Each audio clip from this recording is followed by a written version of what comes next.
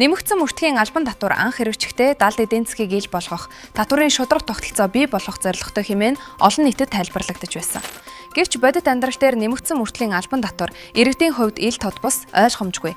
Өдөр тутмын хэрэглээг улам үнэтэй болгодог дарамт болон хувирсаар удаж байна. Албан ёсоор бол нэмэгдсэн мөрдгийн албан татварыг аж ахуй нэгж төлдөг. Харин бодит байдал дээр энэ татварыг эцсийн хэрэглэгч буюу иргэн бүр өдөр бүр төлж байна.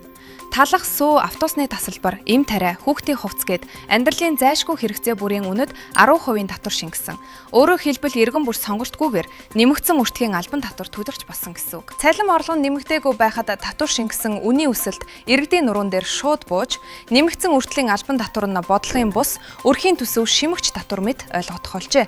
Нэмэгдсэн мөрдгийн албан татварын системийг зөөлрүүлэх нэрийн дор 2% буцаан олголт, суглааны урамшуулал бий болгосон. Гэвч энэ нь бодит нөхөн олгор гэхээсээ илүү иргэдийг баримт цуглуулахад уруу татсан сэтгэл зүйн арга болж хуурсан. Нэг иргэн жилийн турш хэдэн зуун мянган төгрөгийн нэмэгдсэн мөрдгийн албан татвар төлөөд эцэст нь хэдлийн мянгаыг буцаан авна.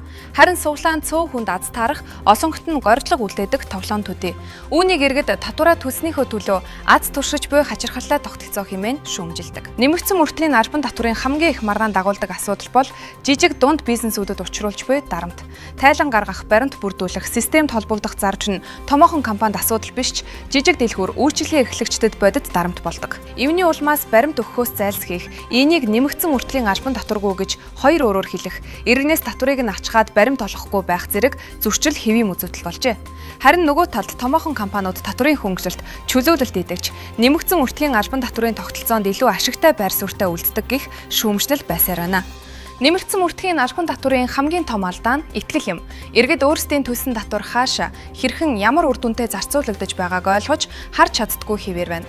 Зам, сургууль, эмнэлэг зэрэг олон нийтийн үр жиргээ сайжирч байна гэж тайлагнадагч бодит амьдрал дээр тэр өөрчлөлт иргэдийн өдөр тутмын амьдралд төдийлөн мэдрэлтгүй байгаа нь төрд итгэх итгэлийг улам сулруулж байна.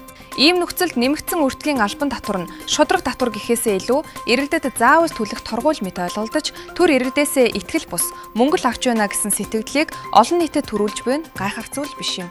Нэмэгдсэн мөрдгийн албан татвар өөрөө бунэвөө татвар биш. Харин амьдралын зайлшгүй хэрэглээнд ижил хуваар ногдуулж буцаан олголтыг бодит бус түвшинд барьж итгэл төрүүлэхүйц тайлагнаар үр ашиггүй хэрэгжүүлж буй нь асуудлын гол юм.